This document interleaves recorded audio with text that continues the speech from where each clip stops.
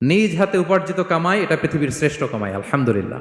পরিশ্রমের মাধ্যমে যে উপার্জন, এটাকে ইসলাম আমাদেরকে উৎসাহিত করে। শুধু নামাজ, রোজা, জিকির এগুলো নিয়ে ইসলাম আমাদেরকে পড়ে থাকতে বলেনি। কোরআনিক অর্ডার হচ্ছে আপনার নামাজ শেষ, আপনি বেরিয়ে পড়বেন, কাজে বেরিয়ে যাবেন। ফাইদা কুদিয়াতিস সালাতু ফান্তাশিরু ফিল আরদি ওয়াবতাগু মিন ফাদলিল্লাহ। বিধানটা কার বলুন? আওয়াজ করে বলুন, বিধানটা কার?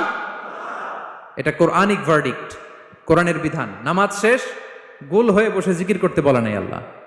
আল্লাহ বলেছে ফান্তাশিরু ফিল আরদ ওয়াবতাগু মিন ফাদলিল্লাহ, জমিনে ছড়িয়ে পড়ো, আল্লাহ রিজিক তালাশ করো। নামাজ শেষ, বেরিয়ে যাবেন। কৃষক চলে যাবে মাঠে, শ্রমজীবী চলে যাবে ফ্যাক্টরিতে, শিক্ষকরা চলে যাবে তাদের শিক্ষা প্রতিষ্ঠানে, কর্পোরেট ওয়ার্ল্ডের লোকেরা চলে যাবে তাদের প্রতিষ্ঠানে। ডেভেলপমেন্ট করতে হবে, সিভিলাইজেশন করতে হবে। নামাজের পরে গোল হয়ে বসে থাকা